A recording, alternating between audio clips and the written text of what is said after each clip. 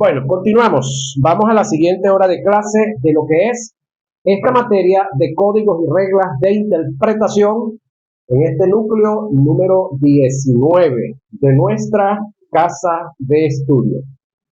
Vamos a ver, o quedamos en la clase pasada, ¿qué es la hermenéutica sagrada? Pregunta que muchos se hacen y que esta palabra, al igual que la teología, muchos la han satanizado. Es un método o sistema que nos presenta una serie de herramientas que se consideran códigos o reglas como principios de interpretación y a su vez nos enseña a trabajar con ellas para realizar estudios de las escrituras en forma, exegética, polifacética y sistemática, en forma acertada, precisa y concisa. Si no se toma en cuenta el contenido de lo que está intrínsecamente en la hermenéutica como método o sistema de interpretación para el estudio de las Sagradas Escrituras, se corre el riesgo de caer en el terreno de eisegesis o el hiperliteralismo, que ya lo expliqué, entrando en el campo de la herejía y en la apostasía, convirtiéndose en un hereje y apóstata del tiempo presente. La hermenéutica está considerada como un método por la razón que encierra y contiene pasos que se deben seguir para cumplir un objetivo necesariamente. Esto es lo que nos presenta la hermenéutica, una serie de reglas que se le denominan código o códigos de interpretación para hacer una exégesis muy detallada del texto sagrado. La hermenéutica también es considerada como un sistema por la razón que un sistema es el conjunto de normas y de principios que han sido establecidos para que el conocimiento y la aplicación de ellos se alcancen o se puedan alcanzar los objetivos, que en este caso es hacer una investigación o un estudio del texto sagrado en forma, acertada. La hermenéutica es semejante a una fórmula en el área de la física o la química para poder resolver un problema. Una fórmula es un método o procedimiento práctico convencional que a partir de determinados símbolos, reglas, pasos y valores permite resolver problemas o ejecutar procesos de manera ordenada y sistemática a fin de obtener un resultado específico. Si no se conoce dicha fórmula y se aplica, jamás tendrás resultados positivos en el problema que debes resolver. Reitero, la hermenéutica es algo muy similar y se puede considerar una fórmula que nos presenta un procedimiento para obtener una interpretación o una interpretación acertada del texto sagrado. Escuchen, conozco a un amigo que de química no sabía nada. Un día agarró un potecito de este tamaño, mire para acá, así como viene el potecito de alcohol, lo llenó hasta la mitad de jugo de limón, le echó encima como dedo y medio de jabón y arriba, en un poquito así como un dedito más, le agregó soda y lo tapó. Él no sabe que en la mano tiene una bomba. Él no sabe, ignora. Hizo así. ¡Pum! Le quedó el puro pote en la mano. Entonces, hay cosas que la gente hace que no sabe los resultados. Ahora, alguien que sepa, eso creo que es química, ¿verdad? Alguien que sepa la química, la acción del limón con la soda, no va a hacer eso. Entonces, hay muchas cosas que estamos haciendo con la Biblia porque no sabemos que lo que estamos haciendo es torciendo. Es como que agarramos un texto, lo sacamos del contexto, si no le paramos al contexto, lo leo y lo interpreto y lo lanzo así. Ya va. Cuando uno entiende las herramientas de interpretación y cualquiera le dice, hermano, ¿qué quiere decir este texto? Ok, si yo no lo he estudiado, yo le digo, bueno, hay que leer los primeros textos que le anteceden y luego los que le suceden para saber qué es lo que realmente dice ese texto. Porque tenemos que entrar en contextualización. ¿Sí? Es como cuando la gente está hablando y dice, entremos en contexto. Entonces, la Biblia no se escapa de eso. Ahora, la diferencia que hay entre la hermenéutica y la exégesis. Oiga lo que viene.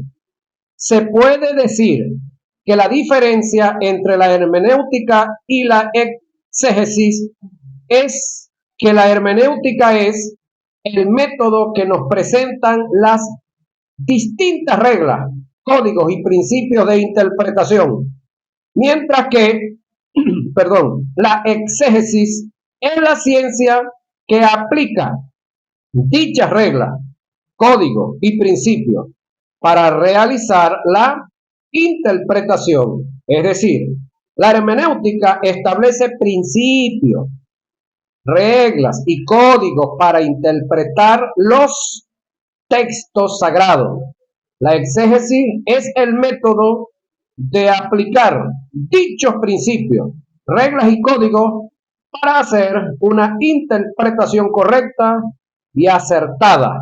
Dicho de esta manera, la hermenéutica presenta los principios, reglas y códigos de interpretación y la exégesis los aplica para la investigación, génesis y desarrollo de la interpretación.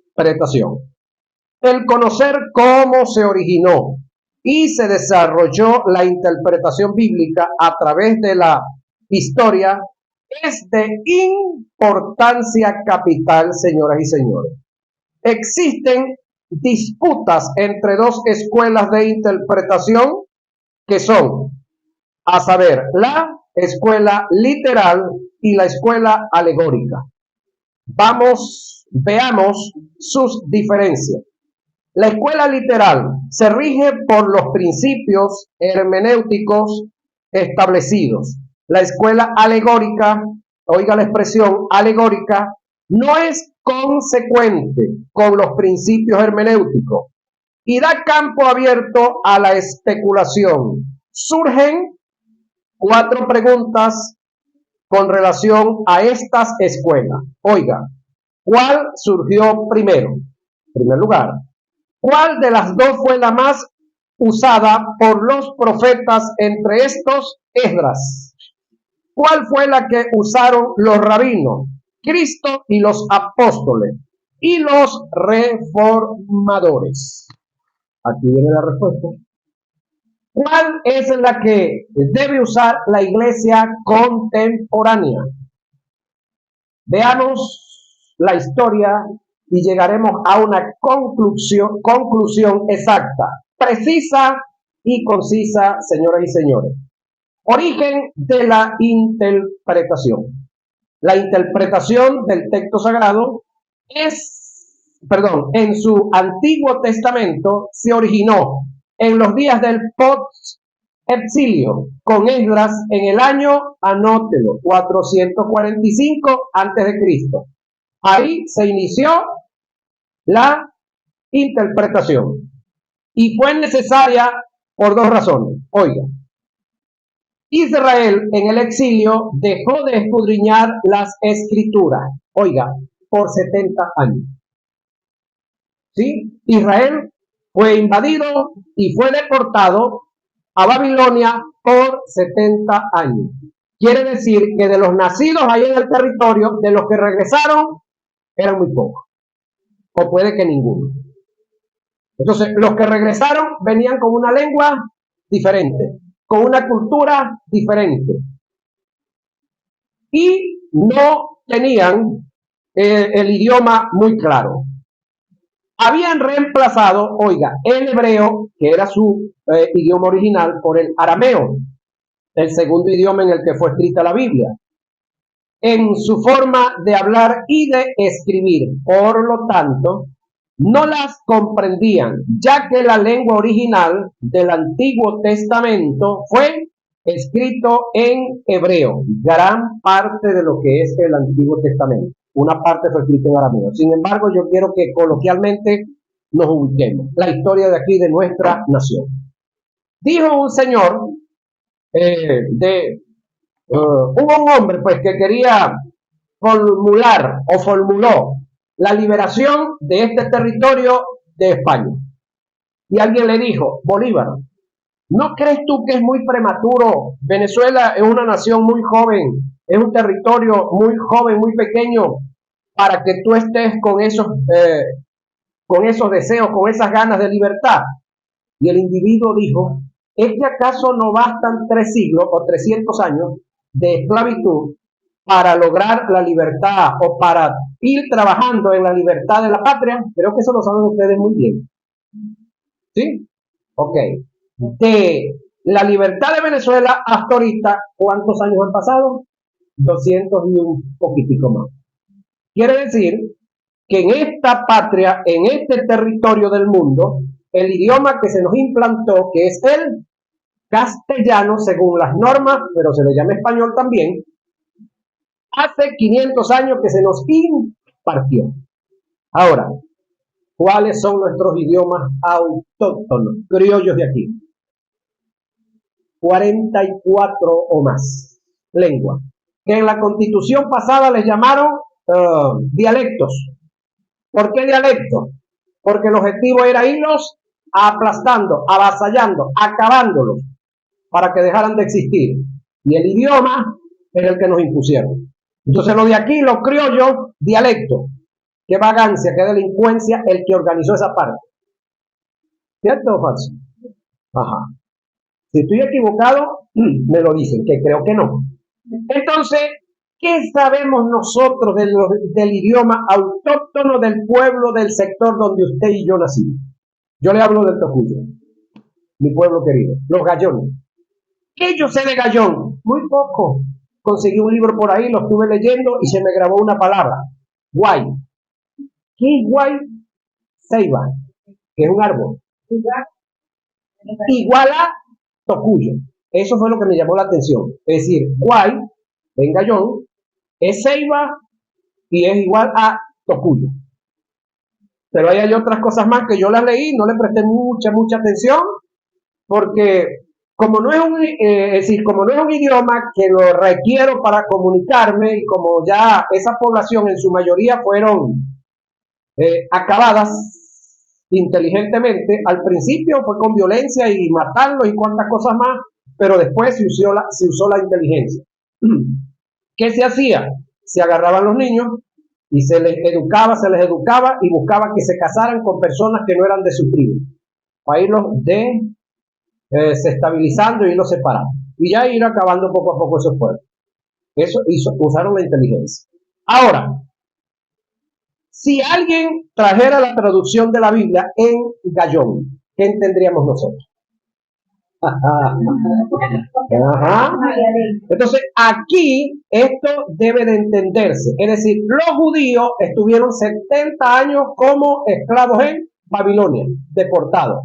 Se regresan a su tierra y entonces alguien tiene que idear un plan. Alguien, para que ellos puedan entender la ley, los salmos y los profetas en su idioma, alguien tuvo que buscar la interpretación. Y esto se inició, escúchenme, 450 años antes de Cristo. ¿Quién lo inició? Vamos para allá. Entonces, Israel en el exilio dejó de escudriñar las escrituras por 70 años. Habían reemplazado el hebreo por el arameo en su forma de hablar y de escribir. Por lo tanto, no las comprendían, ya que la lengua original del canon del Antiguo Testamento fue escrita en hebreo. Solamente se escribieron en arameo los libros que se escribieron en el exilio. Cuando Esdras leía las escrituras, hacía estudio de ellas, oiga, para que los oyentes entendiesen su contenido. El profeta no se limitaba en leer, sino que hacía exégesis, la explicación, la correcta interpretación de lo que leía. No hay discusión en admitir que el método usado por Esdras fue, oiga, el literal, que es el que se debe usar en lo actual.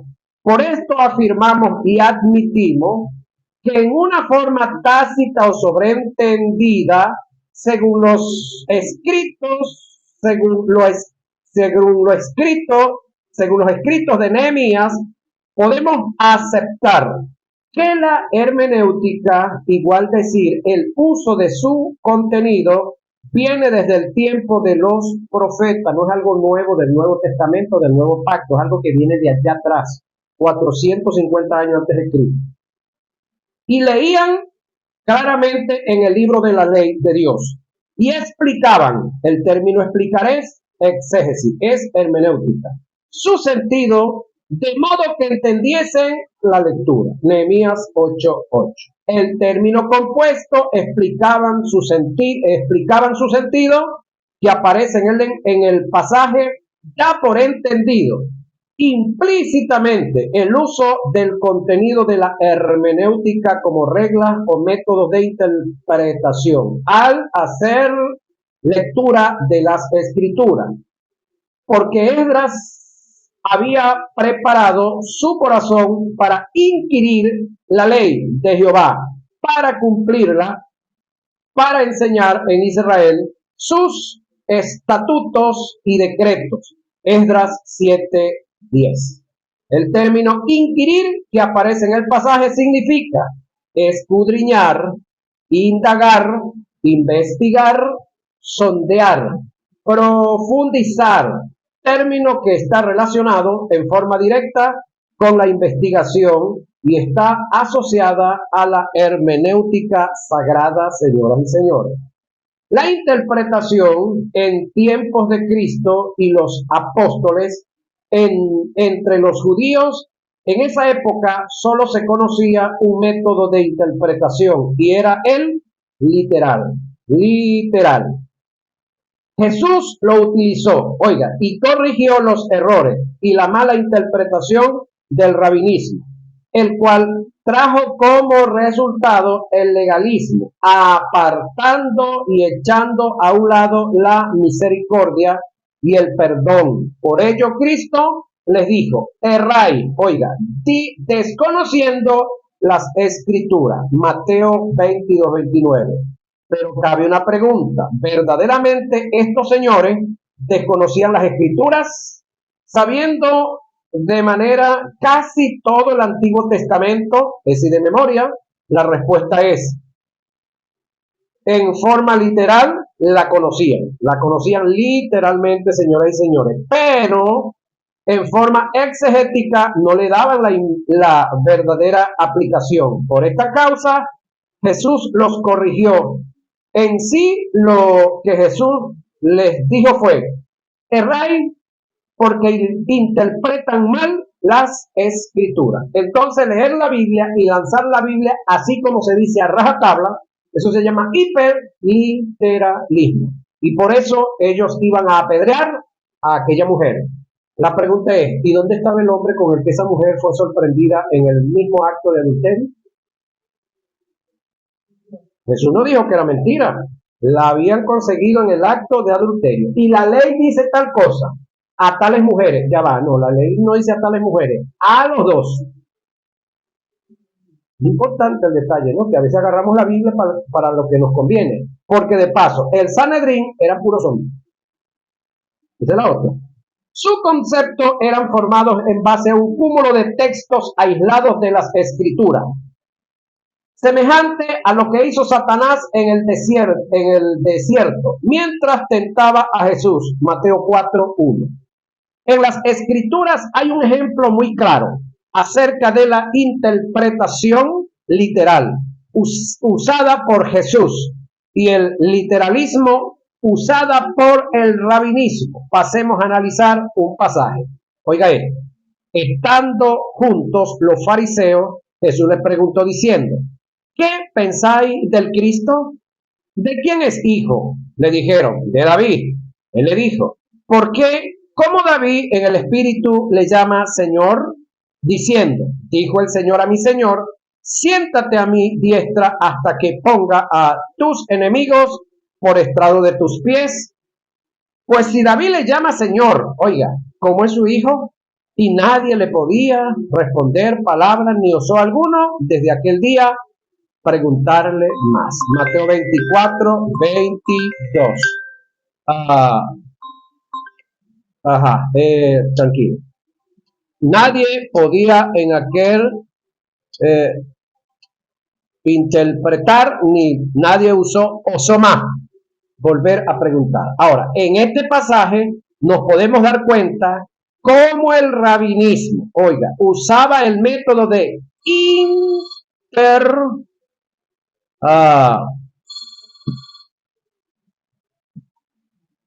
tranquilo. En este método, en este pasaje nos damos cuenta cómo el rabinismo usaba el método de interpretación hiperliteralista, los rabinos, exponiendo lo que las escrituras dicen.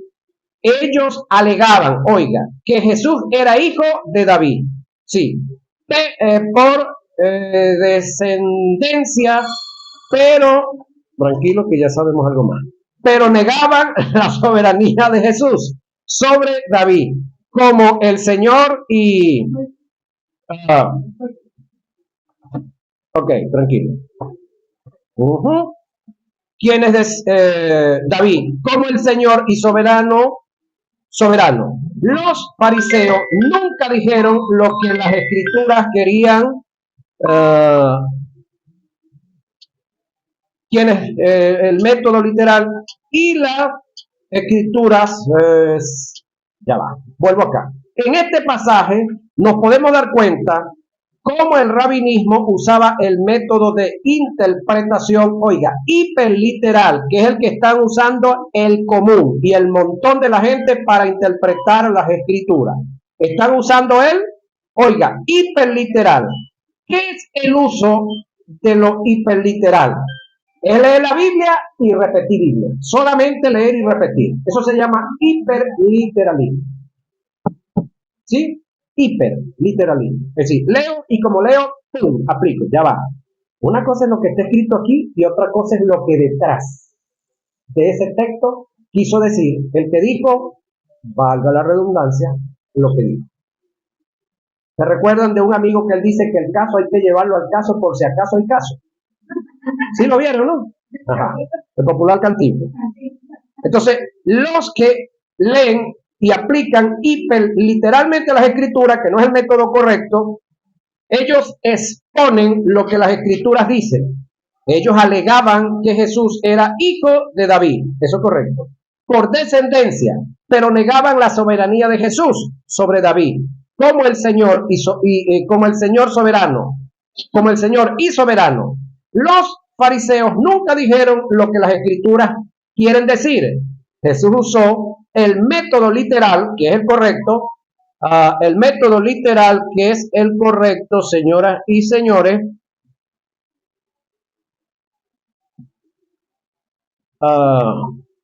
usó el método literal, que es el correcto,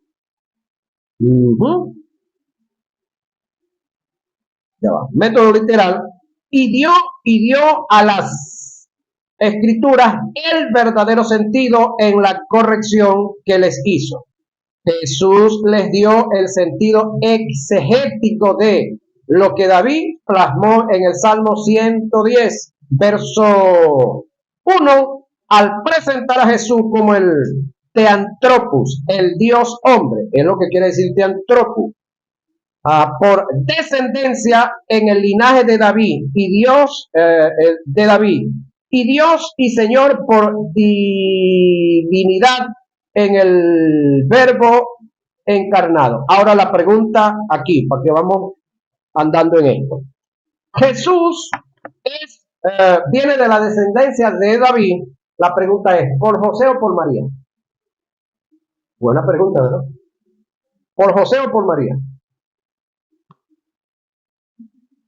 Por María, señores y señores, entérese. Porque José no es papá biológico de Jesús. José es padrastro. Entonces, María, al igual que José, ambos descendían de David. Ok, ese punto lo ampliamos más adelantico, pero es o le damos las bases bíblicas, las tenemos, pero no está aquí. Entonces, en este caso, Jesús no solamente venía por la descendencia de David, sino que era Señor, David lo reconoce como Señor, pero estos individuos que decían que obedecían a David y que obedecían a Moisés, no lo aceptaban. Ese es el lío que tenemos. Gente que tienen en la mano el poder y la autoridad de interpretar y de enseñar, pero no reconocen. Dicen que reconocen al autor del libro, pero al que inspiró el libro, que es el Espíritu Santo, que está así con Jesús, no le paran pelota. Entonces ellos hacen hiperinterpretación, no hacen una exégesis. No lo hacen literalmente, que es la fórmula correcta de la interpretación. Ahora, en este terreno han caído líderes de nuestros tiempos, dándole a las escrituras sagradas una interpretación aislada de la verdad, sumergiendo a la iglesia en doctrinas de error, señoras y señores. En este terreno, entre los apóstoles, ellos usaron el método literal. Por esta causa, cuando interpretaban o descifraban las escrituras en sus liturgias, la palabra liturgia es culto, los líderes judíos se sorprendían y la gente se maravillaba porque ellos no solo decían lo que dicen las escrituras, sino lo que ellas querían decir. El ejemplo claro de la interpretación literal entre los apóstoles está en el caso de Felipe y el etíope, registrado en el libro de los Hechos. Analicemos el pasaje. Acudiendo Felipe, le oyó que leía al profeta Isaías y le dijo, ¿pero entiendes lo que lees? Él dijo, el etíope, ¿y cómo podré si alguno no me enseñare? Y rogó a Felipe que subiese y se sentara con él. El pasaje de la escritura que leía era este: como oveja a la muerte fue llevado, y como cordero mudo delante del que lo trasquilaba. Así no abrió su boca. En su humillación no se le hizo justicia, mas su generación, ¿quién la contará? Porque fue quitada de la tierra su vida. Respondiendo el eunuco dijo a Felipe, te ruego que me digas de quién dice el profeta esto, de sí mismo o de algún otro. Entonces Felipe, mira la actitud acá, entonces Felipe, abriendo su boca y comenzando desde esta escritura, le anunció el evangelio de Jesús. En otra parte dice del reino, en esta interpretación dice el evangelio de Jesús. Ahora, aunque se escriba el evangelio de Jesús, óigame, el evangelio y Jesús no son dos cosas, es uno solo. ¿Sí? Es el mismo ser. El evangelio y Jesús es lo mismo. Es como decir la unción del Espíritu Santo. No es que el Espíritu Santo es un ser y la unción es otra, ¿no? Es lo mismo. No sé por qué se escribe de esa forma. Ese nivel de conocimiento lingüístico yo no lo manejo todavía. El que lo sepa pues me puede ayudar. Pero hablar del evangelio de Jesús y Jesús es lo mismo. Hechos 8, 30 al 35. Entonces, de esta manera, señores y señores, podemos tener acá esta correcta interpretación de este material. Ahora, seguimos avanzando. Reitero, al no tener conocimiento de las reglas y códigos de interpretación que nos presentan la hermenéutica como principio, se corre el riesgo de ser un mal estudioso de las escrituras y por ende ser mal expositor de ella. Una persona que no conozca la hermenéutica y su contenido en vez de hacer una exégesis, oiga, de las escrituras, puede caer en el campo de la eisegesis, porque no conoce la exégesis, dándole a las escrituras su propia interpretación o, en el peor de los casos, caer en el hiperliteralismo, que sería lo mismo, que es decir lo que las escrituras dicen y no lo que ellas quieren decir. De allí la importancia de realizar este estudio acerca de las reglas y códigos como principios de interpretación, las cuales están implícitas en la hermenéutica sagrada. Diferencia entre el hiperliteralismo y la eisegesis y la exégesis. Hiperliteralismo, oiga, es un método erróneo de interpretación, ya que es el método literalista. ¿Sí? Este es el más común que se usa, señores y señores, en todas las congregaciones a nivel de este estado y de muchas partes del mundo, que se basan en someter a la interpretación, al significado atribuido al texto en sí. Su fin es dar a entender y creer la palabra de manera exacta, como está escrito como está escrita. Es cuando dicen lo que el texto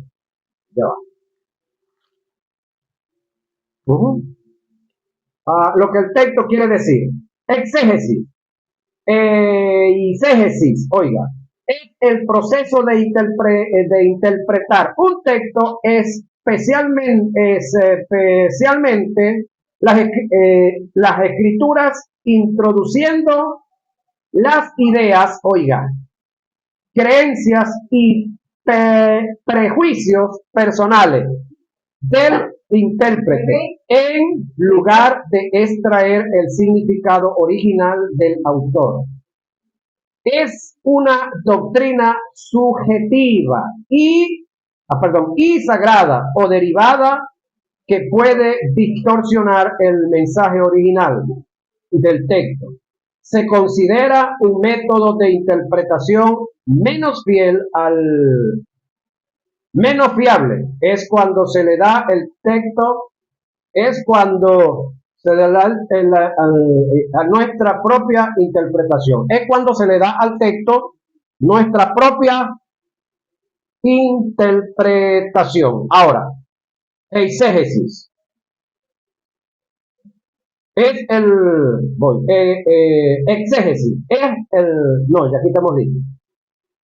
Fundamentalmente, la hermenéutica sagrada se deriva en tres partes principales que son, y esto lo vamos a dejar, señores y señores, para nuestra próxima clase, ya que vamos a atender qué es lo que está sucediendo.